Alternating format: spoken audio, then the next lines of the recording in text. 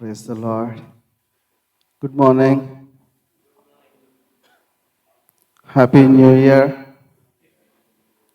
అందరు బాగున్నారా? ఈ 2026 జనవరిలో ఫస్ట్ సండే కదా. ఫస్ట్ సండేలో దేవుడిని మనసారా స్తుతించి ఆరాధించటానికి ప్రభు కృప చూపించినందుకు ప్రభువుకి వేలాది వందనాలు చెల్లించవలసిన వారమై ఉన్నాం. Divine hub prayer tower praying for the nations. మన క్యాప్షన్లోనే ఉంది ఏంటిది? Praying for the nations. మన మీద ఒక బాధ్యత ఉంది. ఏంటిదంటే సమస్త దేశముల కొరకు ప్రార్థన చేయవలసిన వారం మనం కదా.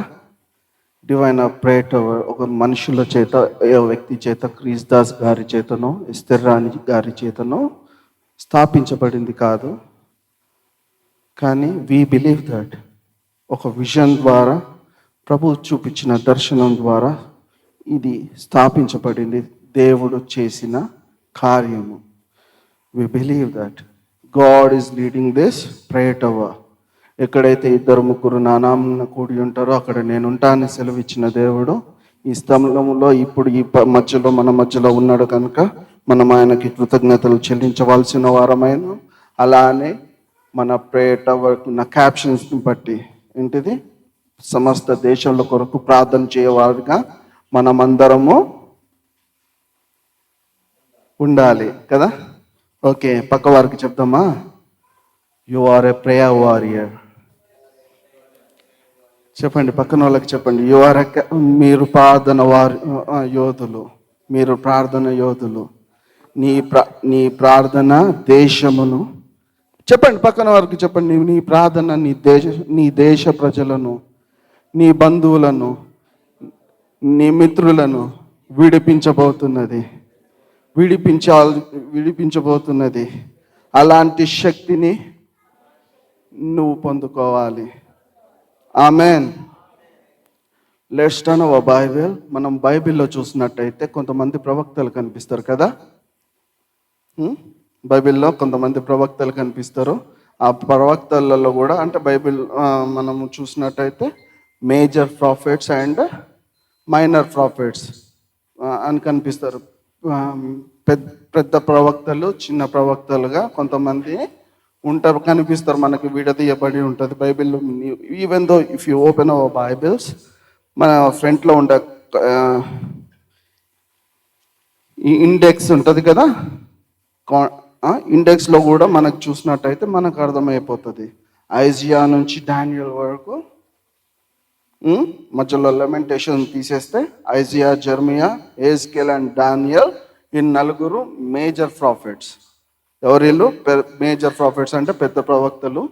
ఆ తర్వాత హోషియా నుంచి మలాకి వరకు చూసినట్టయితే ఇక్కడ చిన్న ప్రవక్తలు, మైనర్ ప్రాఫిట్స్గా కనిపిస్తారు చూసినట్టయితే. ఓకేనా? ఈ ప్రవక్తలు అనేది ఎందుకు వచ్చింది? మేజర్ అండ్ మైనర్ అని ఎందుకు అంటున్నారు అంటే డైరెక్ట్గా రాసిన వారిని మేజర్ అంటున్నారు. ఈ టైప్లో మళ్ళీ ఈ ప్రవక్తల గ్రంథాల్లో వీటిల్లో చూసినట్టయితే ఇంకా అనేకమైన ప్రవక్తలు ఉన్నారు. సో ఓకే, మనము ఈ కాలంలో చూసినట్టయితే వీఆర్ ఒక స్టేట్లో ఏమంటారు, ఒక స్టేజ్లో ఉన్నాం. ఎలాంటిది? ఈ అంచకాలపు దినాల్లో లాగా ఉన్నాం కదా. ఆ అంచకరమైన దినాల్లో, అపాయకరమైన దినాల్లో ఉన్నాము. ఒకరి మీద ఒకరు పడటము, ఒకరి మీద ఒకరు లెగువటము రేగుతున్న కాలంలో ఉన్నాము. ఓకే, అయితే ప్రభు అంటున్నారు కదా, మలాకి 4:5,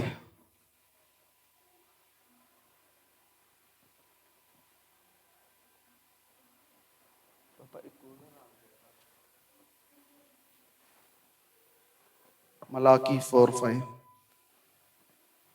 యెహోవా నియమించిన భయంకరమైన మహాదినము రాకమునుపే నేను ప్రవక్తయగు ఏలియాను మీ యొద్దకు పంపుదును.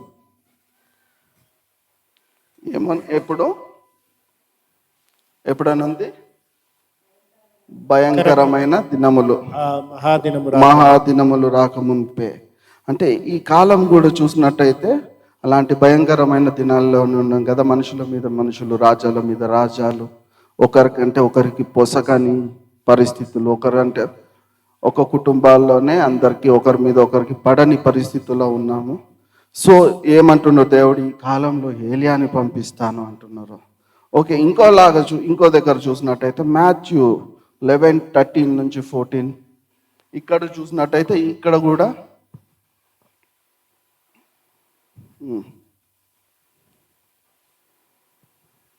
రాబో ఏలియా ఇతడే అని ఉంటుంది కదా. స్త్రీలు కనిన వారిలో బాప్తిస్మ ఇచ్చి యోహాను కంటే గొప్పవాడు పుట్టలేదని నిశ్చయముగా మీతో చెప్పుచున్నాను. అయినను పరలోక రాజ్యములో అల్పుడైన వాడి అతని కంటే గొప్పవాడు. బాప్తిస్మ ఇచ్చి యోహాను దినములు మొదలుకొని ఇప్పటి వరకు పరలోక రాజ్యము బలాత్కారంగా పట్టబడుచున్నది, బలాత్కారులు దాన్ని ఆక్రమించి ఉన్నారు. యోహాను కాలము వరకు ప్రవక్తలందరూ ప్రవచించుచూ వచ్చిరి, ధర్మశాస్త్రము సహా ప్రవచించుచు నుండెను. ఈ సంగతి అంగీకరించుటకు మీకు మనసుంటే రాబోవు ఏలియా ఇతడే. ఏమనుంది? రాబోవు ఏలియా ఇతడే. అయితే మామూలుగా చూసినట్టయితే ఏలియా గురించి చూసినట్టయితే ఏలియా గారి చరిత్రలో యాక్చువల్గా ఏలియా గారు చనిపోయారా? ఎత్తబడ్డారు. యేసు ప్రభులాగా, యేసయ్యలాగా ఏలియా గారు కూడా ఎత్తబడ్డారు. ఇంకో మాట చెప్పాలంటే మోషే గారు కూడా, అంటే ఖచ్చితంగా ఎత్తబడ్డారు అనే పదం అది కనిపించదు, కానీ ఈ మిస్డ్, ఎక్కడో మిస్ అయిపోయారు, ఎక్కడ కొండ మీదకి వెళ్ళినాక. సో ఇంతవరకు మోషే సమాధి కూడా ఏడా కనిపించలేదు కదా. సో ఇలానే ఏలియాదైతే డైరెక్ట్ ఉంటుంది, ఎత్తబడుతూ ఉన్నప్పుడు ఆయన మీద దుప్పటి, కింద ఆయన శిష్యుడైన ఎలీషా మీద పడుతుంది. సో అదేంటిది, 2 పాళ్ళ డబల్ మ్యాంటెల్ అంటారు కదా, double portion of anointing. So ఇప్పుడు ఏమంటున్నారు ఇక్కడ, రాబోవు ఏలియా. ఇక్కడ మ్యాథ్యూలో చూసినట్టయితే అయితే యేసయ్య ఈ లోకాన్ని రక్షించడానికి, అంటే మన ఈ ప్రజలను మనమందరం చేస్తున్న పాపములను నుంచి విడిపించడానికి, మన కొరకు బలియాగం అవ్వటానికి కొరకు యేసు ప్రభు ఈ లోకానికి రావాలనుకుని నిశ్చయించండి. అయితే దీనికంటే ముందు ఎవరు పుట్టారు? 6 months ముందు బాప్తిజం ఇచ్చు యోహాను పుట్టారు.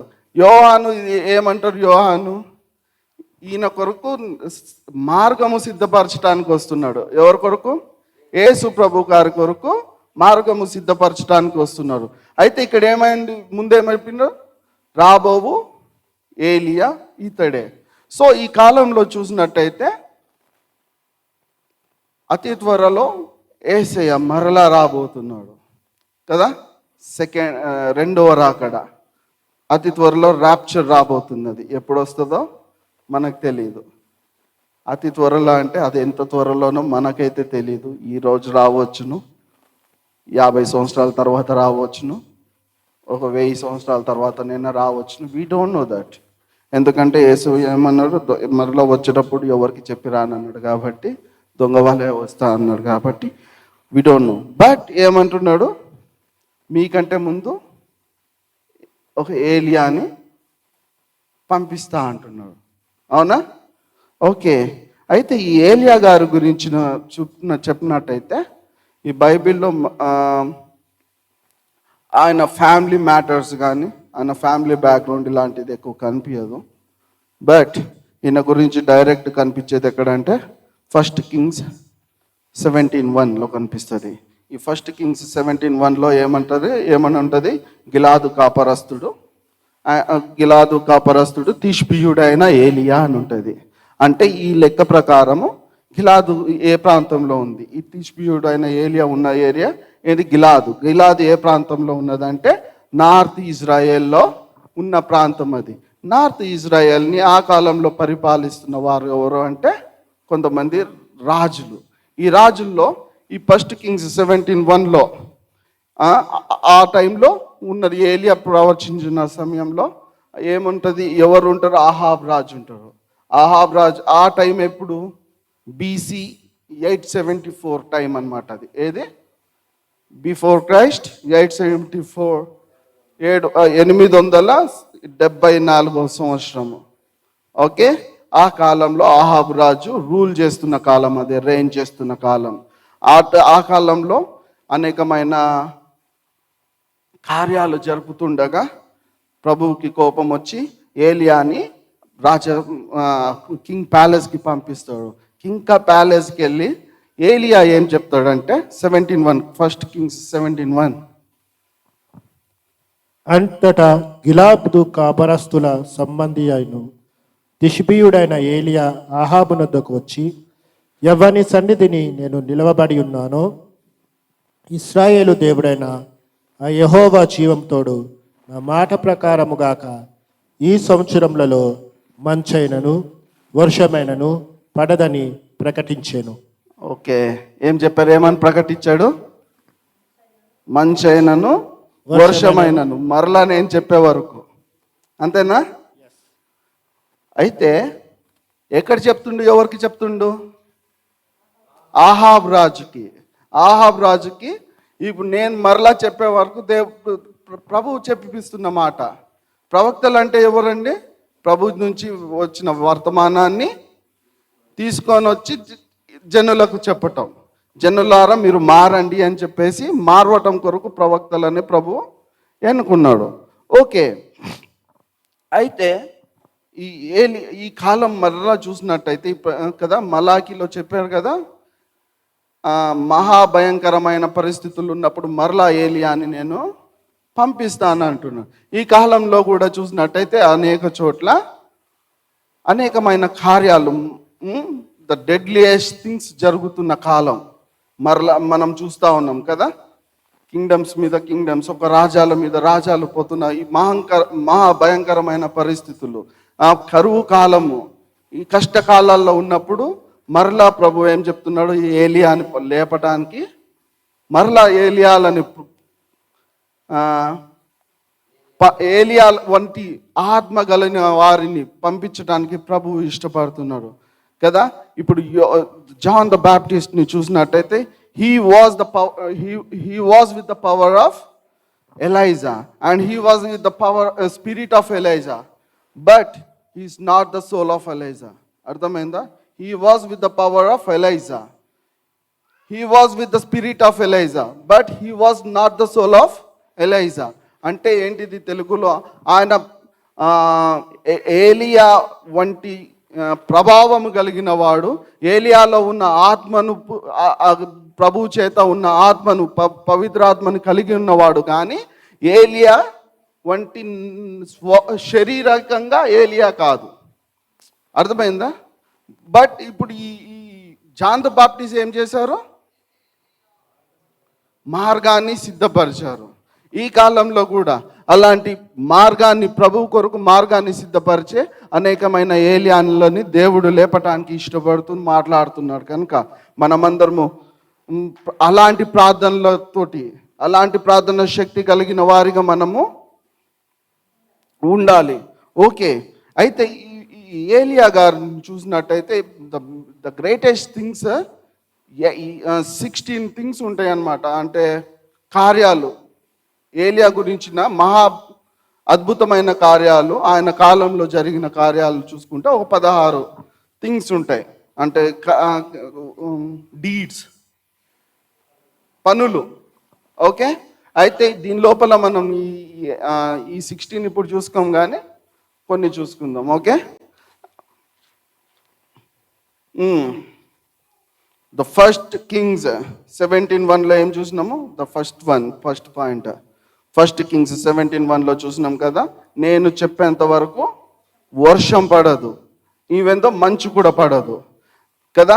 మామూలుగా చూసినట్టయితే మంచు 365 days మంచు పడుతూనే ఉంటుంది. తెలుసా మనకి? మీకు ఎంతమందికి తెలుసు? It's nature.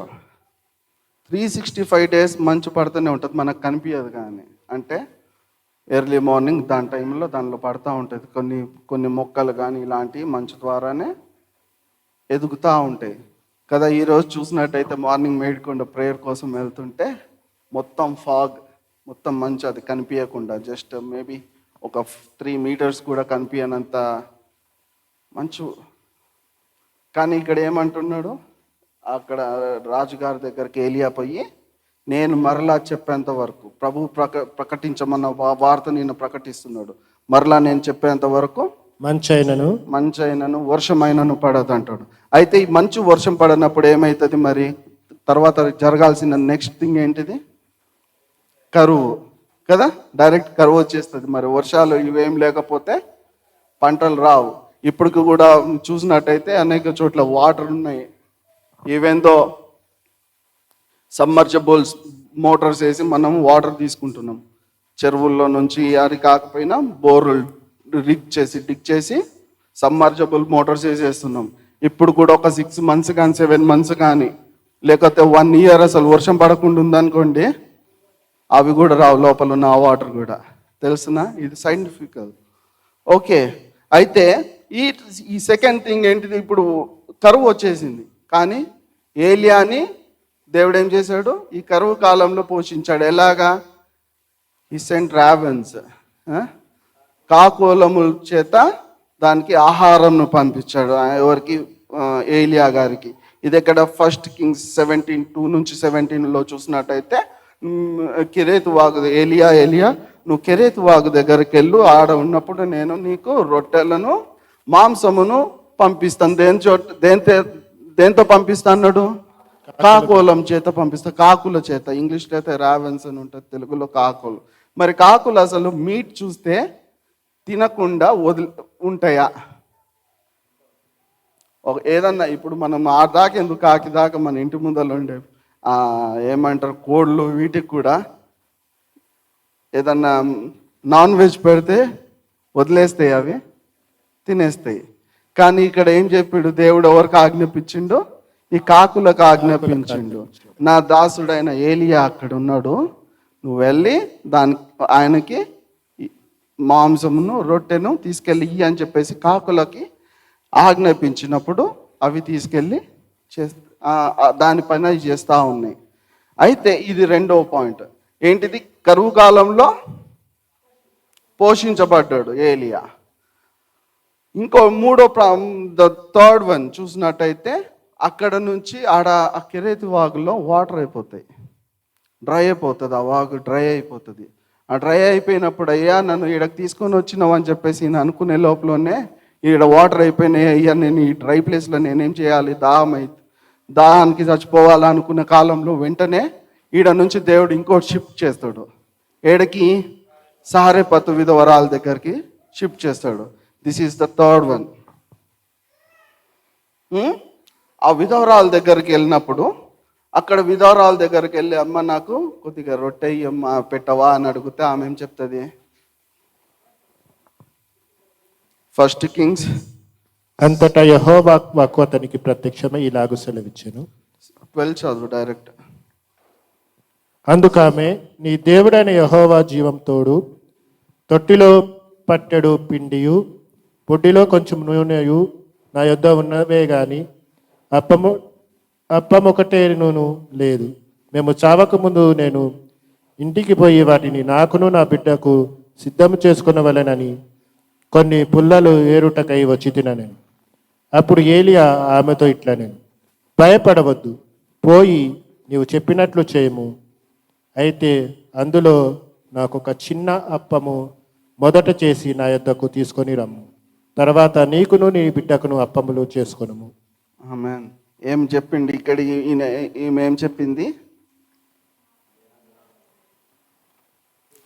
నాకు పిడకడంత పిండి మాత్రమే ఉన్నది, కొద్దిగా అంత నూనె ఉంది బుడ్డిలో, దాంతో ఒకటో వస్తుందో 2 అప్పాలు అవుతాయో, అంటే ఈ కాలంలో చపాతీ అనుకుందాం, 1 అవుతుందో 2 అవుతుందో తెలియదు, అవి మేమేదో కొద్దిగా తినేసి చనిపోదాం అనుకుంటున్నాం. అంటే ఇక తర్వాత కరువు కదా, వాళ్ళకి తినడానికి ఏముండదు కాబట్టి ఉన్నన్ని రోజులు ఆకలి మంటలతోటి ఉండి చచ్చిపోతాంలే అని చెప్పేసి ఫిక్స్ అయితే, ఏలియా ఏమంటున్నాడు?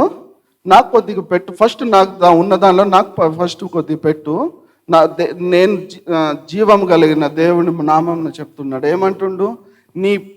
పిసికే పిండిలో, నీ తొట్టిలో పిండి కానీ నూనె కానీ అది అయిపోదని చెప్తున్నాడు 14లో. భూమి మీద యెహోవా వర్షం కురిపించు వరకు ఆ తొట్టిలో ఉన్న పిండి తక్కువ కాదు, బుడ్డిలో నూనె అయిపోదని ఇశ్రాయేలీల దేవుడైన యెహోవా సెలవిచ్చి ఉన్నాడని అనెను. ఆమేన్. ఏమన్నాడు ఇక్కడ? మరలా ప్రభు మళ్ళా వర్షం పడేంత వరకు దీనిలో ఉన్న పిండి అయిపోదు, నూనె అయిపోదు. మామూలుగా విధవరాలు ఏం కన్ఫెస్ చేసింది? ఫస్ట్ ఏం చెప్పింది? కొద్దిగా ఏదో పట్టేడంట పిండి ఉంది, కొద్దిగా అంత నూనె ఉంది. కానీ ఇప్పుడు ఏలియా గారు ఏం చెప్తున్నారు? ప్రభు ఏలియా ద్వారా ఏం ప్రకటిస్తున్నారు? మరలా వర్షం పడేంత వరకు నీ పిండి అయిపోదు, నీ దగ్గర ఉండే నూనె అయిపోదు. అంటే రోజు ఆమె యూజ్ చేస్తుంది, ప్రభు ఏం చేస్తుండు? అభివృద్ధి చేస్తుండు, రీస్టోర్ చేస్తుండు. మన జీవితాల్లో కూడా అనేక సార్లు ఇలాంటి కరువు ప్రాంత సమయాల్లో ఉంటున్నాం. కానీ ప్రభు ఏం చెప్తుండు? Your life gonna B restore. నీ జీవితాన్ని ప్రభు రీస్టోర్ చేయడానికి ఇష్టపడుతున్నాడు కదా. మనము అనేకమైన సార్లు అనేకమైన కరువు అనగానే ఉట్టి భోజనానికిగానే కరువు అనుకోవటం కాదు, ఆత్మీయంగా కూడా చాలాసార్లు మనం కరువులో ఉంటున్నాం. ఆత్మీయమైన బలహీనతలు కదా. మనము వాక్యం వినాలనుకున్నా కానీ వినలేని పరిస్థితులు కదా. కొన్ని చోట్ల ఇప్పుడంటే యూట్యూబ్లు ఉన్నాయి, కానీ యూట్యూబ్లు కూడా లేని, ఈ ఇంటర్నెట్ లేని ప్రాంతాలు అనేకమైన ఉన్నాయి. కానీ దేవుడు ఏం చెప్తుండంటే అలాంటి వారికి కూడా కావలసినంత ఆత్మీయమైన ఆహారాన్ని దేవుడు ఇవ్వటానికి ఇష్టపడుతున్నాడు. అందుకని ఏం చెప్తుండు? ఏలియాలని మరలా ఏలియా రాబోచున్నాడు. ఎక్కడ? మాథ్యూలో చెప్పిండు కదా, మాథ్యూలో మలాకీలో. ఓకే, అలాంటి వ్యక్తులుగా లేపటానికి దేవుడు ఇష్టపడుతున్నాడు. ఎవరు లేపబడాలి? అది ఎవరు లేపబడాలి? మనం లేపబడాలి, నువ్వు లేపబడాలి, నేను లేపబడాలి. అంటే దేవుడితో సత్సంబంధం కలిగిన వారమై ఉన్నప్పుడు దేవుడు అలాంటి ఆత్మను, ఏలియా పొందిన ఆత్మను, ఏలియా గారికి ఉన్న ఆత్మను మనకి ఇవ్వటానికి ఇష్టపడుతూ ఉన్నాడు.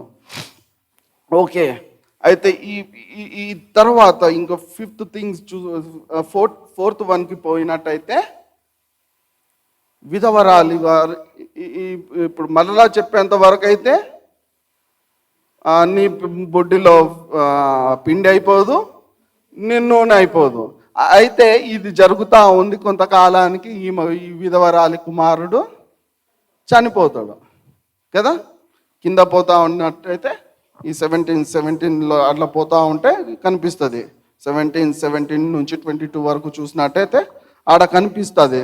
అయితే ఆ చనిపోయిందని తెలియగానే ఈ ఏలియా గారు ఏం చేస్తారంటే ఆ పిల్లోడిని పడుకోబెట్టి ఆయన మీద పార చాపి పడుకొని ముమ్మారు ప్రార్థన చేసినప్పుడు మరలా ఆ అబ్బాయి మరలా చేయబడతాడు. ఈ కాలంలో కూడా అనేక మంది క్రైస్తవులు చనిపోయిన పరిస్థితుల్లో ఉన్నారు. అంటే ఆత్మీయంగా చనిపోయిన పరిస్థితుల్లో ఉన్నారు. ఆదివారాలంటే గుడికి రావాలంటే ఇష్టపడని వారు ఇంకా తయారవ్వటం, యేసయ్య పాటలు పాడాలంటే ఇష్టం లేని వారుగా అవటాలు కదా. అసలు మనం ప్రార్థన సమయాలనే మర్చిపోయే కాలాల్లో ఉన్నాం. ఇలాంటి ఆత్మీయంగా చనిపోయిన వ్యక్తులు మన బంధువుల్లో, మన మిత్రుల్లో కూడా ఉన్నారు.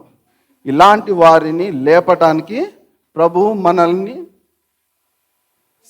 ఎన్నుకున్నాడు, సిద్ధపరుస్తానికి ఈ మాటలు మాట్లాడుతున్నారు. ఈయనేం చెప్పిండు? ఈయనేం చేసిండు? వారి మీద, ఆ పిల్లోడి మీద పార చెప్పుకొని పడుకొని ముమ్మారు ప్రార్థించగా జీవము పొందిండు ఆ పిల్లోడు. సో నీ ప్రార్థన, నీ ప్రార్థన, నీ కన్నీటి ప్రార్థన రోజుకి ప్రతిరోజు ఉదయాన్నే లేవగానే రాత్రి పడుకునేటప్పుడు మధ్యలో మనకు కుదిరినప్పుడల్లా మీరు ప్రార్థన, మన బంధువుల కొరకు, మన మిత్రుల కొరకు ప్రార్థన చేసినట్టయితే ఈ మృతతుల్యమైన పరిస్థితిలో ఉన్న మన బంధువులను ప్రభువు మరలా జీవింపచేయడానికి ఇష్టపడతా ఉన్నాడు. ఎంతమంది ఇష్టపడుతున్నారు మేము మన బంధువుల గురించి ప్రార్థన చేయటానికి? హల్లెలూయా. మీరంతా ఇప్పటి నుంచి మనం ప్రార్థన చేయటం మొదలెయ్యాలి. ఎవరి కొరకు? మన బంధువుల కొరకు, మన మిత్రుల కొరకు, మన దేశాల కొరకు మనం ప్రార్థన చేయవలసిన వారమే. దాని కొరకే ప్రభు మనల్ని ఎన్నుకున్నాడు. ప్రభుకి మాత్రం ఏ ఒక్కరు నశించిపోవటం ఇష్టం లేదు. నశించిపోతున్న వారిని వెతికి రక్షించడానికే దేవుడు వచ్చాడు కనుక ఆయన కింగ్డమ్కి సంబంధించిన దానిలో మనల్ని కూడా ఒక బాధ్యులుగా చేయడానికి ప్రభువు ఇష్టపడుతూ ఉండి మాట్లాడుతున్నాడు.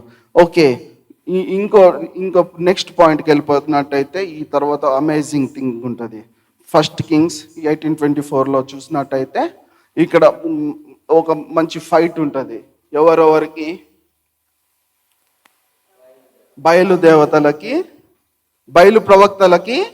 బయలు ప్రవక్తలకి ఏలియా గారికి ఈ మధ్యలో ఉంటుంది. ఈ బయలు ప్రవక్తలు ఎవరు ఇవన్నీ అని చూసినట్టయితే ఆహాబు రాజు గారు ఆ కాలంలో నార్త్ ఇజ్రాయేల్ ప్రాంతాన్ని పరిపాలిస్తున్న సమయంలో ఆయన పక్క దేశం వారితోటి సత్సంబంధాలు కలిగి ఉండటం కొరకు ఏం చేసేవాడంటే పక్క దేశం నుంచి వియ్యం అందుకోవటం ఈయనకు ఒక అలవాటు చేసుకున్నాడు. ఏం చేసుకున్నాడు? బంధుత్వం పెంచుకోవటం అలవాటు చేసుకున్నాడు. ఆ బంధుత్వం పెంచుకునే ఆ పరిస్థితుల్లో ఆ కాలంలోనే ఈయన యెజబెల్ రాణిని పెళ్లి చేసుకోవటం జరుగుతుంది. ఈ యెజబెల్ రాణి పెళ్లి చేసుకోగా ఈ యెజబెల్ గారు ఒకరే వస్తారా? ఇప్పుడు మనం ఏం చేస్తాము, మనం అమ్మాయిని పెళ్లి చేసి పంపించినప్పుడు ఆంధ్ర ప్రాంతంలో అంటే వాళ్ళు సారే అని పలుకుతారు, ఇక్కడేమో బడి భాషలు అంటారు, ఇలాంటివి ఇచ్చి పంపిస్తూ ఉంటారు. అవునా? వస్తువులు, ఇలాంటి తిండి పదార్థాలు కానీ వస్తువులు కానీ ఇవన్నీ ఎవరు తీసుకెళ్తారు? పెళ్లి కూతురు అత్తగారింటికి తీసుకెళ్తా ఉంటుంది. సో ఈడ కూడా సేమ్ థింగ్. ఈ యెజబెల్ రాణి ఆడ నుంచి పట్టుకొచ్చుకుంది. ఏం పట్టుకొని వచ్చిందంటే వాళ్ళ దేవి దేవతలని ఆమె పట్టుకొని వచ్చింది. యాక్చువల్గా ఇజ్రాయెల్కి ఏముంటుంది? వీళ్ళకి ఒక కట్టడం ఉంటుంది. ఏంటిది? ప్రభువు ఇచ్చిన 10 ఆజ్ఞలు వీళ్ళకు ఉంటాయి. దీనిలో ఒకటి ఏంటిది? నేను తప్ప వేరే ఒక దేవుడు లేడు. కానీ ఇక్కడ ఏం చేస్తాడు? యెజబెల్ రాణి ఆమెను వాళ్ళ దేవతలను పట్టుకొని వచ్చినప్పుడు ఈయన ఖండించి ఈ స్థలంకి తెస్తానికి వీలు లేదు అని చెప్పాల్సిన ఆయన ఓకే, నీ ప్రాక్టీస్ నీది, నా ప్రాక్టీస్ నాది అనుకుంటాడు. ఏమన్నాడు? నీ ప్రాక్టీస్ నీది, నా ప్రాక్టీస్ నాది, నీ భక్తి నీది, నా భక్తి నాది అనుకొని రాణిస్తాడు. ఆ కొన్ని రోజులకి ఈ రెండు కలిపి న్యూట్రలైజ్ అయిపోయింది. ఏమైపోయింది? న్యూట్రలైజ్ అయిపోయి యెహోవా జనులందరూ, ఆ దేశ జనులందరూ కూడా యెహోవా లాగానే ఈ బయలు గారు కూడా అని చెప్పేసి వాళ్ళు ఇక రెండిటిని ఒకటేలాగా చూస్తాం, ఇద్దరిని కూడా ఒకలానే చూస్తాం. మొదలేసేసరికి యెహోవా దేవుడు రోషం కలిగిన దేవుడు కదా, అవునా? రోషం కలిగిన దేవుడు కనుక ఈడ ఏలియాని లేపిండు దేవుడు. ఏలియాని లేపి ఇప్పుడు వీళ్ళిద్దరికి ఒక కాంటెస్ట్ పెట్టుకుంటారు. ఇప్పుడు మనం చూసినట్టయితే స్పోర్ట్స్ ఉంటాయి కదా, అలాంటి కాంటెస్ట్.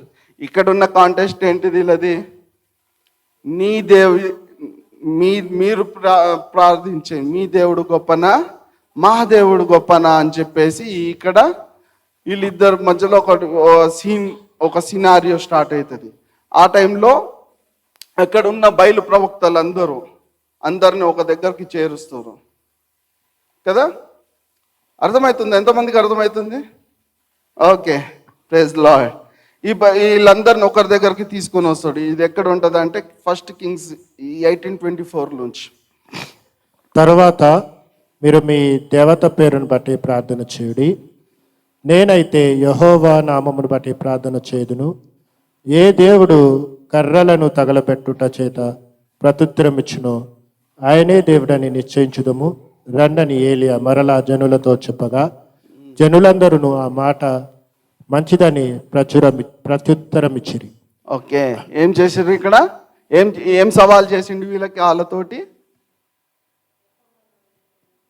నేను ప్రార్థన చేస్తా, ఎవరి దేవుడు వచ్చి ఆ కట్టెలను వీటన్నిటిని ఫైర్ చేస్తాడో, ఆ బలి అర్పించే స్థలంలో ఎవరైతే ఫస్ట్ అగ్ని దింపిస్తారో వారే నిజమైన దేవుడు అని చెప్పేసి మేము చెప్పుకుంటామని ప్రకటిస్తామని అనుకుంటారు. అయితే వీళ్ళు వస్తారు, అన్ని ఆ థింగ్స్ అంతా రెడీ చేస్తారు, అనేకమైన బలిపీఠాలు, వీళ్ళందరూ ప్రవక్తలందరూ కలిసి బలిపీఠం కడతారు. ఏలియా గారు కూడా ఇదంతా అవుతా ఉంటుంది. అయితే వీళ్ళందరూ ప్రార్థన చేసుకుంటా ఉంటారు. ఆ బయలు గారికి రమ్మని ఏంటిది, ఇక్కడ ఉన్న ఈ అగ్నిదింపు, ఈ కట్టెలు వీటన్నిటిని కాల్చండి అని చెప్పేసి వీళ్ళు పొద్దున్న నుంచి ఇక కిందకు పోతా ఉంటుంది. మార్నింగ్ నుంచి ఈవినింగ్ వరకు చేస్తూనే ఉంటారు, ప్రార్థన చేస్తూనే ఉంటారు వాళ్ళ బయలుకి. అయితే ఆ బయలు వచ్చి అదేమంటారు ఫైర్ని చేస్తుందా? చేయదు. చేయకపోయేసరికి వీళ్ళకి ఇక బాధ అవుతుంటుంది. ఇక ఏదైనా సరే అని చెప్పేసి ఈవినింగ్ ఇట్లయితే కాదేమో, ఇంకా నా రక్తాన్ని అయినా ఇచ్చి చేద్దామేమో అనుకొని వీళ్ళు ఇక బ్లేడ్లు పట్టుకొని కట్ చేసుకుంటూ ఉండి ఆ రక్తాన్ని చిందించుకుంటూ ఇంకా మొరపెడతా ఉంటారు. మొరపెడతా ఉన్నా కానీ అది రాదు కదా. ఇప్పుడు వీళ్ళు ఎందుకు రక్తాన్ని చిందించారు? బలి ఇవ్వాలంటే ఏంటిది? రక్తాన్ని. ఇంకోటి చూసినట్టయితే ఆ కాలంలో ఉండేది కదా, యేసు ప్రభు వారు కూడా మన కొరకు బలియాగమైంది. దేని కొరకు? రక్తం చిందించబడితే పాప క్షమాపణ దొరుకుద్ది కనుక మనందరినీ రక్షించటం కొరకే ప్రభువు తను సిలువలో బలియాగమై మన కొరకు రక్తాన్ని చిందించి మనల్ని విమోచింపజేశాడు. సో ఇంత శక్తివంతమైన దేవుణ్ణి మనం కొనియాడుతున్నాం. ఓకే, మనం మరలా ఇక్కడ ఫస్ట్ కింగ్స్కి వెళ్ళినట్టయితే, ఎలీషా గారి దగ్గరికి వెళ్ళినట్టయితే వీళ్ళందరూ బయలు ప్రవక్తలు అందరూ ప్రార్థన చేస్తున్నా కానీ, మొరపెడుతున్నా కానీ, రక్తాన్ని చిందిస్తూ మొరపెడుతున్నా కానీ ఉత్తరం రాలే. ఉత్తరం రాకపోయేసరికి, అయ్యా మీ టైం అయిపోయింది, మీరు ఇప్పటికే నీకు చాలా టైం ఇచ్చేసిన, మీరు చాలా గ్రేస్, మీకు చాలా కృపకాలం ఇచ్చేసిన బ్రో, ఇప్పుడు నేను మొదలేస్తా, ఇట్స్ మై టర్న్ అనుకుంటాడు. ఎవరు? ఏలియా. ఇట్స్ మై టర్న్ అని చెప్పేసి కింద చూసినట్టయితే 1836 నుంచి 41 ఈ ఏరియాలో చూసినట్టయితే ఇక ఆయన ఆ బలియాగానికి కావాల్సిన, బలిపీఠానికి కావాల్సిన ప్రతిదీ అది నిర్మించి ఓకే, దాని మీద కట్టెలు పెట్టి, దాని మీద దూడని కూసది పెట్టి, కట్టెలు పెట్టి, దాని చుట్టూ మళ్ళీ అది తవ్వి వాటర్ పోసి ఇవన్నీ చేసి ఉంచి ప్రభువుకి ప్రార్థన చేస్తారు. ఏమని? సర్వశక్తిమంతుడా. 36 verse. అస్తమయ నైవేద్యం అర్పించు సమయమున 41 పిమ్మట ఏలియా విస్తారమైన వర్షము వచ్చినట్లుగా 36 అస్తమయ నైవేద్యము అర్పించు సమయమున ప్రవక్తకు ఏలియా దగ్గరకు వచ్చి ఇలాగూ ప్రార్థన చేశాను.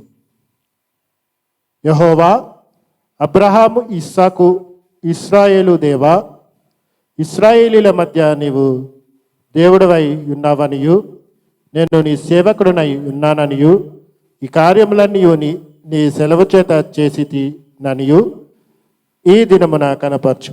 యెహోవా, నా ప్రార్థన ఆలకించుము. యెహోవావైన నీవే దేవుడవై ఉన్నావని నీవు వారి హృదయములను నీ తట్టుకు తిరగా చేయుదువనియు ఈ జనులకు తెలియనట్లుగా నా ప్రార్థన అంగీకరించుము. అతడు ఇలాగూ ప్రార్థన చేయుచుండగా యెహోవా అగ్ని దిగి దహన బలి పశువును, కట్టెలను, రాళ్లను, బుగ్గిని దహించి కందకమందున్న నీళ్లను ఆరిపోచేసరు. అంతటా జనులందరూ దాన్ని చూచి సాగిలపడి యెహోవా ఏ దేవుడు, యెహోవా ఏ దేవుడని కేకలు వేసిరి. ఆమేన్ కదా. ఏం చేసి ప్రార్థన చేయగానే ఏమైంది? ఏలియా ప్రార్థన చేయగానే, నువ్వు బయలుపరచుకో ప్రభువా అని చెప్పేసి, నీకు నువ్వు కనపరుచుకో ప్రభువా అని చెప్పేసి ప్రార్థన చేయగానే ఏమైంది? అగ్ని దిగి వచ్చి అసలు ఏంటి, దాని మీద ఆ బలి పశువును కానీ, ఆ కట్టెలను కానీ, కింద పడిన ఆ కందకంలో ఉన్న వాటర్తో సహితము మొత్తాన్ని ఏమంటారు, వైఫ్ ఆఫ్ చేసేసిండు, మొత్తం కాల్ చేసిండు, మొత్తం బూడిగా మార్చారు. వాటర్ ఎప్పుడైనా వాటర్లో ఫైర్ అవుతుందా? కాదు కదా. దాని మీద పెట్రోల్ పోసేస్తే అవుతుంది. ఓకే, కానీ మామూలుగా అయితే వాటర్లో ఫైర్ రాదు. ఆ కాలంలో పెట్రోల్ లేదు కాబట్టి దేవుడు చేసిన గొప్పమైన కార్యం, వాటర్తో సహా ఏమి లేకుండా కాల్చి పాడేసిండు.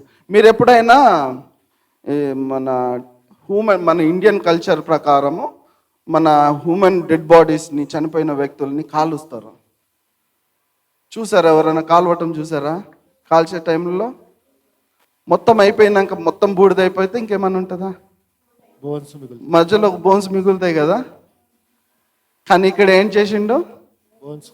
బోన్స్ కూడా మిగలకుండా, అంటే ఏమి లేకుండా వాటర్తో సహా, కట్టెలేని కాదు కదా, కింద దాని చుట్టూ ఉన్న వాటర్తో సహా మొత్తం కాల్చిండు. అంత శక్తివంతమైన దేవుణ్ణి ఏం చేస్తున్నాం మనము? కలిగి ఉన్నాం, ఆరాధిస్తున్నాం. ఓకే, ఏలియా గారికి ఉన్న ఆత్మని ప్రభు మనకు కూడా ఇవ్వటానికి ఇష్టపడతా ఉన్నాడు. ఏమంటారు, నీ ద్వారా మీ దేవుడు ఆయన గొప్పనైన వాడని చెప్పేసి కనపరుచుకోవడానికి ఇష్టపడుతున్నాడు. ఎంతమంది ఇష్టపడుతున్నారు నీ ద్వారా దేవుడిని కనపరచబడటానికి? ఐ మీన్ నాకు వర్డ్ కరెక్ట్గా ఎక్స్ప్లెయిన్ చేయడానికి సో ప్రత్యక్షపరచుకోవటానికి దేవుడు ఇష్టపడుతున్నాడు. ఆ తర్వాత ఈ వర్షం అదేమంటారు, ఇది ఫైర్ వచ్చి అది కాల్చగానే ఆ తర్వాత ఆహాబ్ రాజు గారి దగ్గరికి వెళ్తాడు.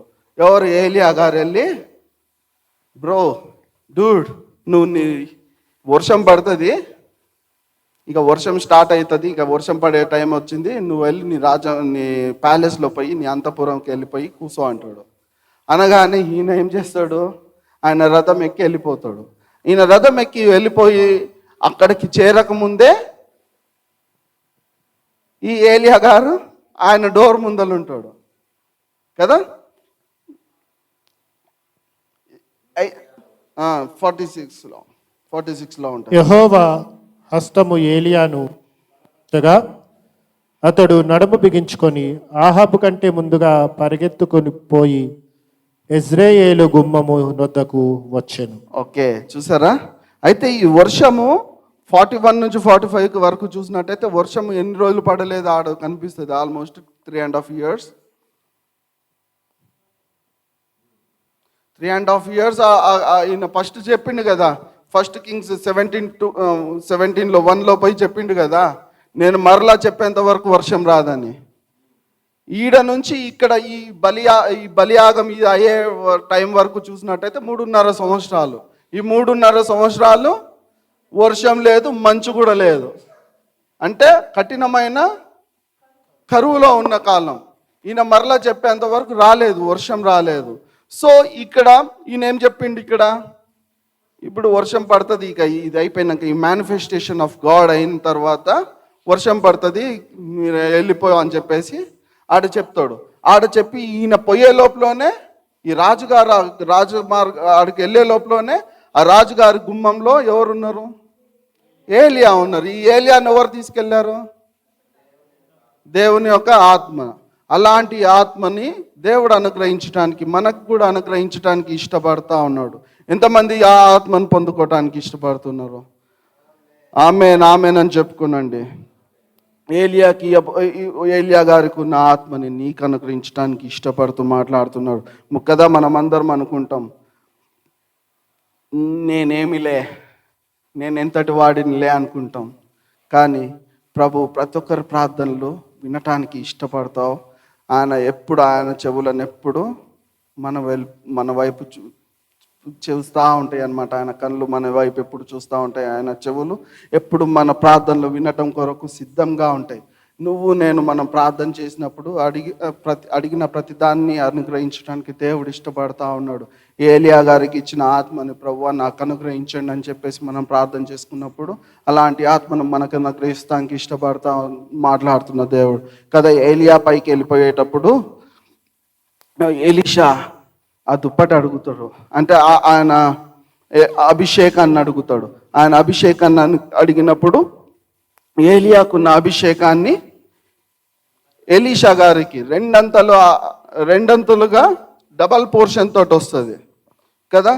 దేవుడు మనం కూడా అడిగినప్పుడు డబల్ పోర్షన్ ఆఫ్ అనాయింటింగ్ని అనుగ్రహించడానికి, డబల్ పోర్షన్ ఆఫ్ స్పిరిట్ని అనుగ్రహించడానికి ఇష్టపడతా ఉన్నాడు. Okay, let's turn our Bible to John 15:16.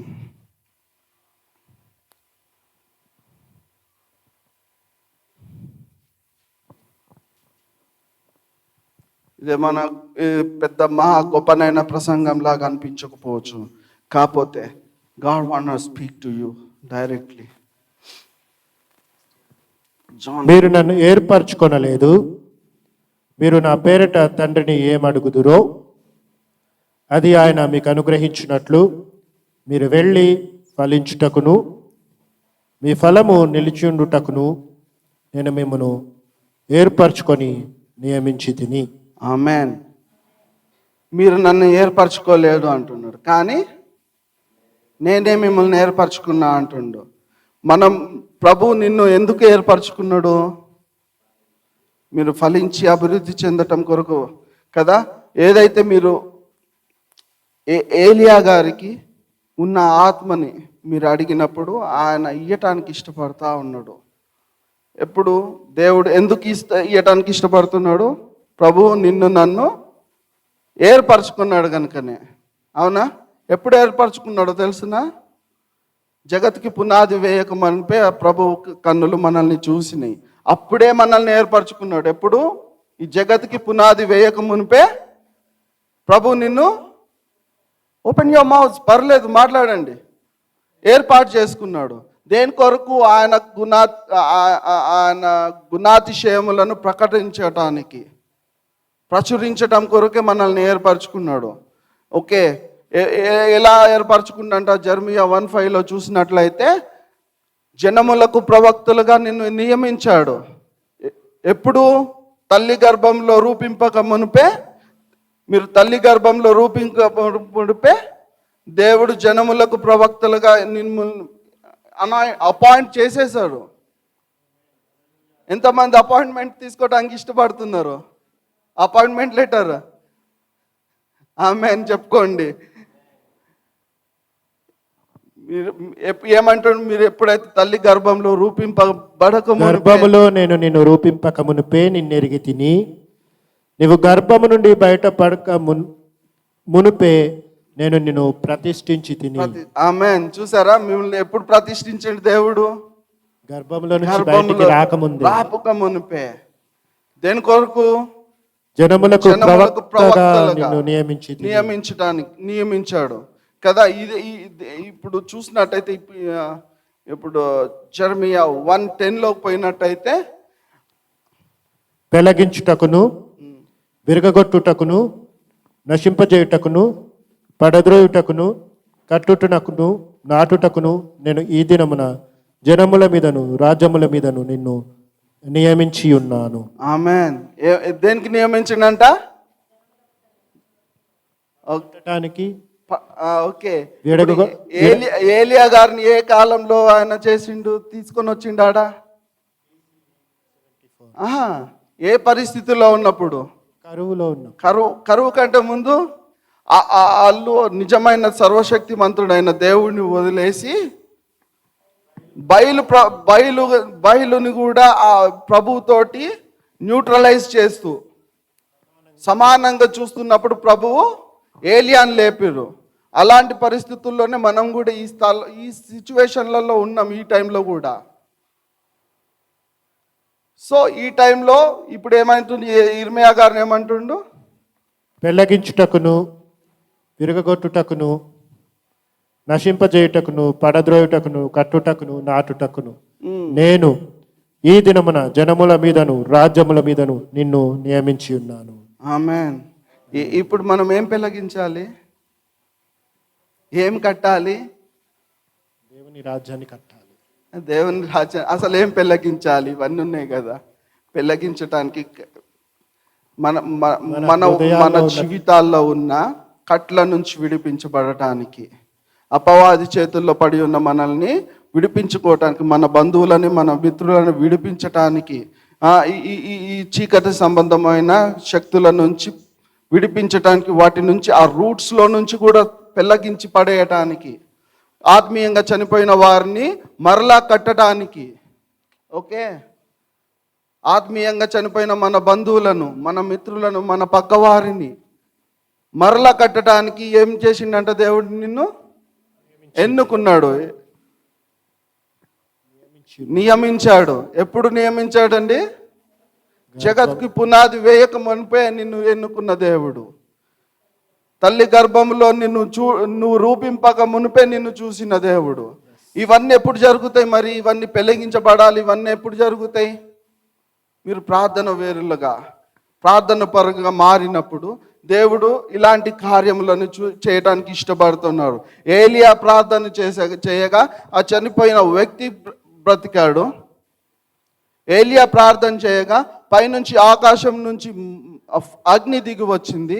ఇప్పుడు నీ ప్రార్థన చేయగా మన ఈ సమయంలో ఉన్న మన బంధువులు చనిపోయిన అంటే ఆత్మీయంగా చనిపోయిన లాంటి వారిని మరలా జీవమునియటానికి దేవుడు ఇష్టపడుతున్నాడు. అలాంటి ప్రార్థన వీరులుగా మనం రెడీ అవ్వాలి. ఏస్కేల్ గారిని చూసినట్టయితే ప్రభు ఏస్కేల్ని తీసుకున్న నరపుత్రుడా నువ్వు చక్కగా నిలబడు అని చెప్తాడు.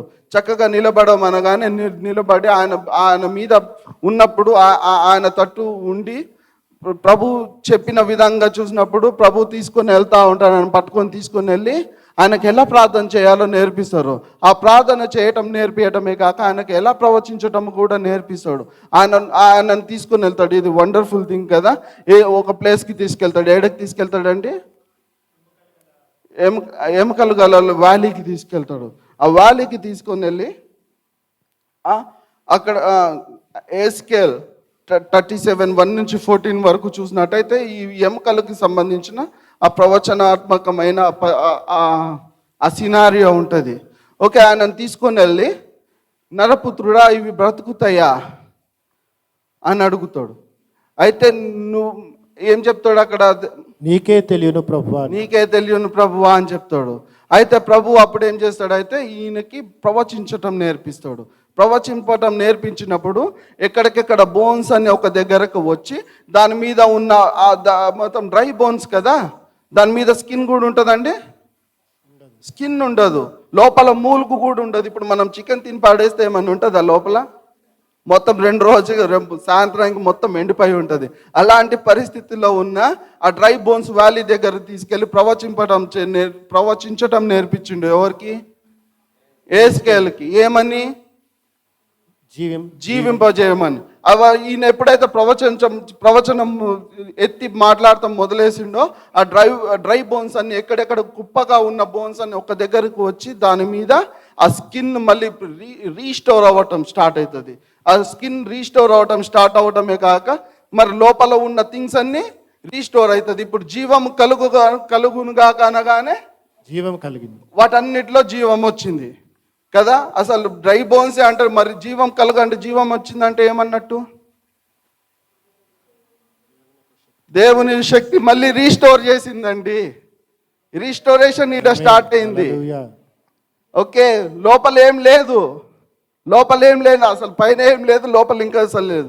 కానీ ఏం చేసింది? దేవుడి మాట చెప్పగానే అవన్నీ ఒక దగ్గరకు వచ్చి మళ్ళీ రీస్టోర్ అవుతాయి. అంటే లోపలికి మళ్ళీ కావాల్సిన లోపల ఆ మనుషుల్లో ఉండాల్సిన అవయవాలన్నీ మరలా వచ్చినాయి. హల్లెలూయా. ఎంతమందికి అర్థమవుతుంది? ఆ రీస్టోరేషన్ నీ ప్రార్థనల వల్ల మన ఫ్యామిలీస్లో రీస్టోరేషన్ ఇవ్వడానికి ఇష్టపడుతున్నాడు దేవుడు. నీ ఫ్యామిలీని మళ్ళీ రీస్టోర్ చేయడానికి, నీ ఆరోగ్యంని రీస్టోర్ చేయడానికి, నీ ఫైనాన్షియల్ సిచ్యువేషన్ని రీస్టోర్ చేయడానికి ఇష్టపడుతున్నాడు దేవుడు కదా. మనం ఇప్పుడు చూసినట్టయితే ఎక్కడ ఏలియా గారి దగ్గరికి వెళ్ళినట్టయితే ఏముంది? వర్షము ఎన్ని సంవత్సరాలు రాలేదండి? 3.5 సంవత్సరాలు కఠినమైన కరువు ప్రాంతాల్లో ఉన్నారు వాళ్ళు. కానీ మరలా ఏలియా గారు చెప్పగానే వర్షం వచ్చింది. ఇప్పుడు ఈ పరిస్థితులు కూడా మన దగ్గర కూడా అలా, అంటే ఈ 3 సంవత్సరాలు కరువు కదా. ఆ కరువు నుంచి మనల్ని కూడా విడిపించడానికి దేవుడు, మన లైఫ్లో ఉన్న అప్పుల నుంచి విడిపించడానికి దేవుడు ఇష్టపడుతూ మాట్లాడుతున్నాడు మనల్ని. అప్పులను కానీ ప్రార్థన చేసుకుంటేనేనండి, ప్రార్థన చేసుకోవాలి. దేవుడు ఆత్మ ఎప్పుడైతే ఏలియాకి ఇచ్చిన ఆత్మని మాకు అనుగ్రహించండి ప్రభువా. ప్రవచించటం, ఏస్కేల్కి ఎలాగైతే ప్రవచించటం నేర్పించారో అలాంటి ప్రవచించడం నాకు నేర్పి ప్రభువా అన్నప్పుడే ఇలాంటి కార్యాలు మన పట్ల జరగగలుగుతాయి కదా. అనగానే ఇది చాలామంది ఇలాంటి వాక్యాలు వినగానే చాలామంది విమర్శనాత్మకంగా విమర్శించేవారు కూడా ఉంటారు ఎలా వస్తాయని. కానీ నీ దేవుడు the one who created the world ఆయనని నువ్వు ఆరాధిస్తున్నావు, ఆయనని నువ్వు కలిగి ఉన్నావు. నీ తండ్రి ఇంట ప్రతిదీ ఏమి లేదు, ప్రతిదీ ఉన్నది. ఆయన ధనాగారం నుంచి మనకి ఇవ్వటానికి ఇష్టపడుతున్నారు. ఎప్పుడు మనం ఆయనకి తగ్గట్టుగా మన జీవితాన్ని ఆయనకు అర్పించి ఆయనతో సత్సంబంధాలు కలిగి ఆయనతో ప్రార్థనలో అంటగట్టి ఉన్నప్పుడు దేవుడు మన లైఫ్లని రీస్టోర్ చేయడానికి ఇష్టపడుతున్నాడు కదా. ఈ ఏస్కేల్ని డ్రై బోన్స్ దగ్గరికి తీసుకొని వెళ్ళి ప్రవచించడం నేర్పించి అవి అన్నీ అయిపోయిన తర్వాత పోతా ఉంటే అవన్నీ రీస్టోర్ అయ్యేటప్పుడు టక్ టక్ టక్ సౌండ్ కూడా వచ్చిందంట కదా, కింద పోయినట్టయితే కదా. ఇప్పుడు ఈ కాలంలో చూసినట్టయితే మనవారు కూడా చాలామంది కదా, మనం ఫస్ట్ నుంచి చెప్పుకుంటూనే వస్తున్నాం. చాలామంది మన బంధువులు చల్లారిపోయిన పరిస్థితుల్లో ఉన్నారు, ఎండిపోయిన పరిస్థితుల్లో ఉన్నారు, ఆత్మీయంగా చనిపోయిన పరిస్థితుల్లో ఉన్నారు. అలాంటి వారి కొరకు ప్రార్థన చేయడానికి నన్ను అపాయింట్ చేసిన దేవుడు. ఎప్పుడు అపాయింట్ చేశాడండి? జగత్ పునాది వేయపడక ముందే మనల్ని అపాయింట్ చేసిన దేవుడు. అలాంటి అపాయింట్మెంట్ని మనం తీసుకొని అపాయింట్మెంట్ని కాక డ్యూటీలో ఎక్కడానికి మనం రెడీ ఉండాలి కదా. ఇప్పుడు ఎవరైనా గవర్నమెంట్ వాళ్ళు కానీ ఏదైనా ఆఫీస్ వాళ్ళు అపాయింట్మెంట్ లెటర్ ఇవ్వగానే ఏం చేస్తామంటే పట్టుకొని ఆఫీస్కి వెళ్ళిపోయి జాయిన్ అయిపోతాం డ్యూటీలో. సో ప్రభువు కూడా మనకు ఒక అపాయింట్మెంట్ లెటర్ ఇస్తున్నాడు. ఆ అపాయింట్మెంట్ లెటర్ని పట్టుకొని మనం నడవాల్సిన వారమై ఉన్నాం. ప్రభు కొరకు జీవించటం, ప్రభువుతో అంట కట్టుకొని ప్రార్థన చేస్తూ ఉన్నప్పుడు, ఆయనతో స్నేహం చేసినప్పుడు ఏలియాకి ఇచ్చిన ఆత్మని, ఎలీషాకి ఇచ్చిన ఆత్మని, ఏస్కేలుకి ఇచ్చిన ఆత్మని మనకు కూడా ఇవ్వటానికి ఇష్టపడుతున్నాడు. నీ ప్రార్థన నీ లైఫ్ని రీస్టోర్ చేయాలి. నీ ప్రార్థన నీ బంధువులని రీస్టోర్ చేయాలి. నీ ప్రార్థన నీ దేశాన్ని రీస్టోర్ చేయాలి. నీ ప్రార్థన ప్రపంచ దేశాలని రీస్టోర్ చేయాలి. ఎంతమంది ఇష్టపడుతున్నారు అలాగా రీస్టోరేషన్ కొరకు, అలాంటి శక్తి కలిగి ఉండటం కొరకు? చెప్పండి పక్కన వారికి, నీ ప్రార్థన నీ దేశాన్ని రక్షిస్తుంది. నీ ప్రార్థన నీ దేశాన్ని రక్షిస్తుంది. నీ ప్రార్థన నీ బంధువులను రీస్టోర్ చేయాలి, జీవింప చేయాలి. నీ ప్రార్థన నీ మిత్రుల జీవితాలను రీస్టోర్ చేయాలి. అలాంటి శక్తివంతమైన అభిషేకమును ప్రభువా నాకును నా పక్క వారికి కూడా దయచేయండి. ఆమేన్. ఈ చిన్ని వాక్యాన్ని దేవుడు దీవించును గాక. ఆమేన్.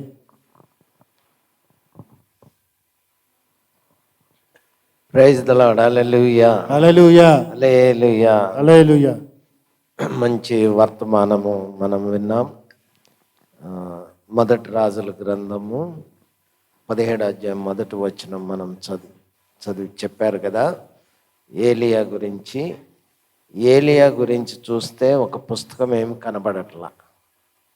ఏలియా గురించి ఇప్పుడు యెషయా ఉన్నాడు అనుకో, యెషయా రాసిన పుస్తకం కనపడతా ఉన్నది, అవునా? ఇర్మియా గారు రాసిన పుస్తకం కనబడతా ఉన్నది. అలాగనే ఇంకా దానియేలు రాసిన పుస్తకము కనబడతా ఉన్నది. ఇట్లా కానీ ఎవరి పుస్తకం కనపడట్లా? ఏలియా రాసిన పుస్తకం కనపడట్లా. అలాగనే నీ పుస్తకం కూడా కనపడకపోవచ్చును. అర్థమవుతుందా అనుకుంటున్నా. కానీ ఇక్కడ ఏలియా గురించి వ్రాయబట్టానికి గల కారణం ఏంటంటే, ఏలియా ఎవరి సన్నిధిలో నిలబడ్డాడంట? జీవము గల దేవుని సన్నిధిలో నిలబడ్డాడు. కనుక మనం కూడా జీవము గల దేవుని సన్నిధిలో నిలబడితే ఏలియా మన వంటి స్వభావము గల మనుష్యుడే అని రాయబడింది. ఎక్కడ రాయబడింది? యాకోబు పత్రికలో ఒకసారి చూడండి. నేను మళ్ళీ ప్రసంగం ఏం చేయను, 2 మాటలు మాట్లాడి ప్రార్థన చేస్తాను. చూడండి, యాకోబు పత్రిక 5వ అధ్యాయం చివరి వచనాల్లో కనబడుతుంది. ఏలియా మన వంటి స్వభావము కలిగిన మనుష్యుడే, కానీ తడు 5:17 ఏలియా మన వంటి స్వభావము గల మనుష్యుడే, వర్షింపకున్నట్లు అతడు ఆసక్తితో ప్రార్థన చేయగా 3.5 సంవత్సరముల వరకు భూమి మీద వర్షింపలేదు. అతడు మరలా ప్రార్థన చేయగా ఆకాశము వర్షం ఇచ్చెను, భూమి తన ఫలం ఇచ్చెను. చాలండి. యాకోబు ఏం రాస్తా ఉన్నాడు? ఏలియా మన వంటి స్వభావము కలిగిన మనుష్యుడే అని రాయబడింది కదండి. అతను ప్రార్థన చేసినప్పుడు దేవుడు కార్యాలు చేశాడు.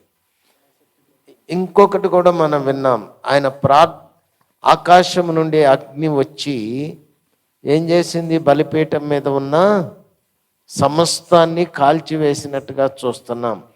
ఆయన ఇంకా ప్రార్థన ముగించల, ప్రార్థన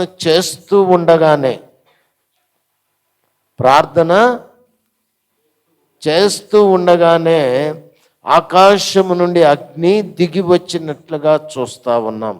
కనుక ఈ నూతనమైన సంవత్సరంలోని దేవుడు నిన్ను నన్ను ఎలా చేయాలనుకుంటున్నాడు అనేది చూస్తే, ఆయన ఎలా చేయాలనుకుంటున్నాడు? అగ్ని వంటి వారిగా చేయాలనుకుంటున్నాడు. హల్లెలూయా, హల్లెలూయా. అలా నీవు అగ్నిలాగా కావాలి. ఇప్పుడు మనము మంట వేస్తా ఉన్నాం, ఆ మంటకు దూరంగా కూర్చున్నా కూడా దాని యొక్క వేడి మనకి తగలాలి. అంటే ఏం కావాలన్నమాట? ఆ మంట మండించబడాలి, ఎక్కువ చేయబడాలి. అంతేనా? ఇప్పుడు ఈ ఇంటికి వచ్చే లైన్ ఉంటుంది కదా, కరెంట్ లైను, అది పట్టుకుంటే మనకి షాక్ తగులుద్ది, దానికి తగిలితే మనకి షాక్ తగులుద్ది. కానీ హై టెన్షన్ లైన్ అని ఉంటుంది, పెద్ద లైన్లు ఉంటాయి చూడండి, పెద్ద స్తంభాలుండి దాని మీద ఉండే వైర్లు ఉంటాయి కదా, దానికి దగ్గరకు పోనవసరంలా, దాన్ని అంటుకొని అవసరంలా, దానికి 3 ఫీట్లు దూరం ఉన్నా కూడా అది ఆ పవరు మనకి తగులుద్ది, ఎఫెక్ట్ అవుతుంది అనమాట.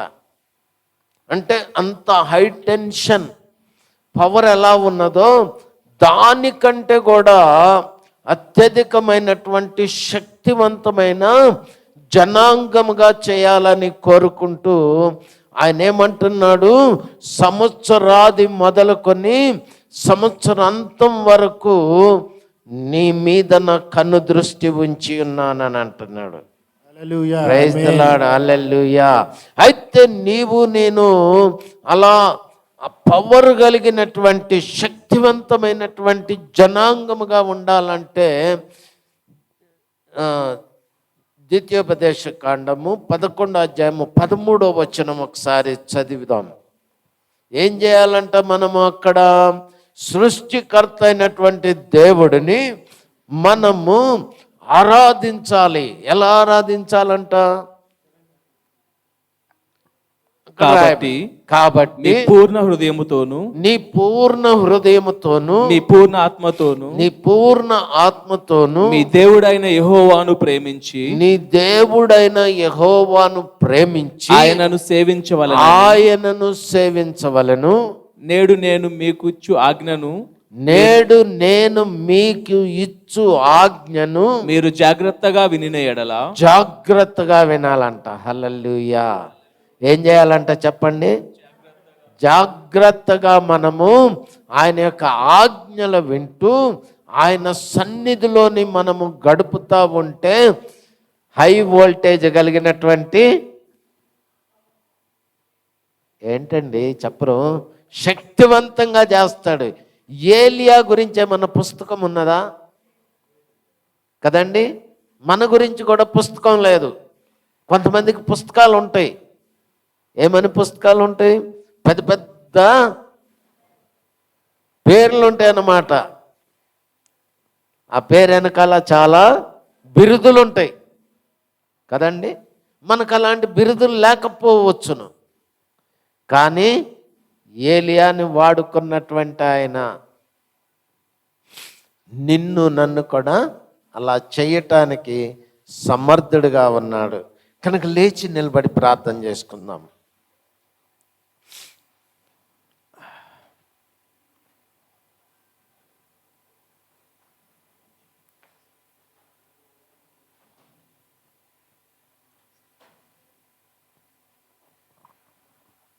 ప్రార్థన చేసుకుందాం. విన్నటువంటి వర్తమానమును బట్టి మనం ప్రార్థన చేసుకుందాం. ప్రభా, ఏలియాని ప్రభా జ్ఞాపకం చేసుకున్నావు. ఏలియాని ప్రభా నీ శక్తి చేత నింపినవు ప్రభా. ఏలియా ద్వారా ఎన్నెన్నో కార్యాలు చేసినవు ప్రభా.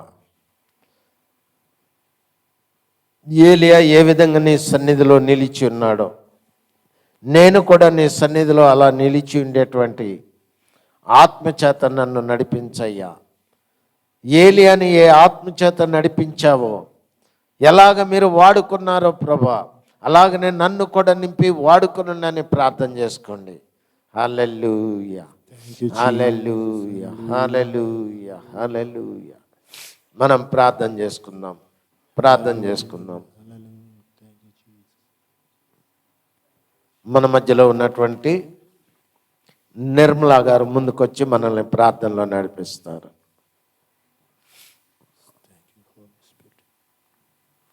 విన్నటువంటి వాక్యాన్ని బట్టి స్తోత్రం. అందరం ప్రార్థన చేసుకుందాం, ప్రార్థనలో పడుకుందాం. యేసయ్య స్తోత్రం. పరిశుద్ధుడా మీకు వందనాలు. కృపగలిగిన తండ్రి మీకు వందనాలు. జీవం కలిగిన తండ్రి మీకు వందనాలు. నాయన ఈ ఆదివార దినమునందు ప్రభువా నీ యొక్క వాక్యం ద్వారా ప్రభువా మాతో మాట్లాడినందుకు మీకు వందనాలు చెల్లించుకుంటున్నాం నాయన. ప్రతి ఒక్కరు హృదయాలు ప్రభువా ఏలియా వంటి నాయన పరిశుద్ధత కలిగి ఉండుటకు నీ కృప సహాయం దయచేయి ప్రభువా. మేమందరము ప్రభువా నీ యొక్క వాక్యం మోసుకొని పోయే నాయన గుర్రె పిల్లలాగా మమ్మల్ని చేయమని అడుగుచున్నాం తండ్రి. స్తోత్రం నాయన. యేసురాజా మీకు వందనాలు. మా ముందు ఉండి ప్రభువా మీరు నడిపించుచున్న విధానమును బట్టి వందనాలు చెల్లించుకుంటున్నాం నాయన. నాయన నీ వాక్యమును ప్రభువా ధ్యానించుండగా ప్రభు ఎన్నో అద్భుతములు ప్రభువా ఎన్నో నాయన ఎంతోమంది నాయన ప్రవక్తల ద్వారా ప్రభువా వారి యొక్క జీవితాలను ప్రభువా నాయన ఏ విధంగా వాళ్ళు దేవుడితో సంబంధము కలిగి నడుచున్నారో ప్రభువా తెలియజేసిన దేవా మీకు వందనాలు చెల్లించుకుంటాం నాయన. యేసురాజా మీకు వందనాలు ప్రభువా. నాయన ఎస్కేల్ అయితే ప్రభువా నాయన ఎముకల లోయలోకి తీసుకెళ్ళి ప్రభువా నాయన ఎండిన ఎముకలు సైతము జీవింపగలవని చూపించి ఉన్నావు ప్రభువా ప్రవక్త ద్వారా నాయన. దేవా మీకు వందనాలు. అలాంటి విశ్వాసమును మాకును దయచేయమని అడుగుచున్నాం తండ్రి.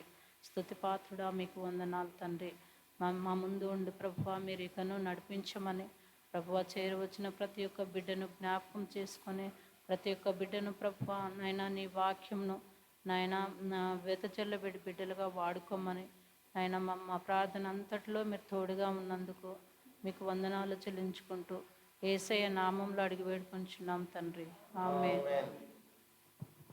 పరలోకమందున్న మా తండ్రి, నీ నామం పరిశుద్ధపరచబడును గాక, నీ రాజ్యము వచ్చును గాక, నీ చిత్తం పరలోకమందు నెరవేరినట్లు భూమి యందు నెరవేరును గాక. మా అనుదిన ఆహారం నేడు మాకు దయచేయండి. మా ఎడల అపరాధములు చేసిన వారిని క్షమించిన ప్రకారం మా అపరాధములను క్షమించు. మమ్మల్ని శోధనలోనికి తేక కీడు నుండి తప్పించుము. రాజ్యము శక్తి మహిమ నిరంతరం నీవైన తండ్రి. ఆమేన్. మన తండ్రి అయిన దేవుని ప్రేమయు ప్రభువైన యేసుక్రీస్తు వారి యొక్క కృపయు పరిశుద్ధ ఆత్మీయ కన్యని సహవాసం ఆయన సన్నిధి ఇప్పుడు ఎల్లప్పుడూ మనకును సకల పరిశుద్ధులకును తోడయుండి కాపాడి నడిపించును గాక. ఆమేన్. కూర్చుందాం.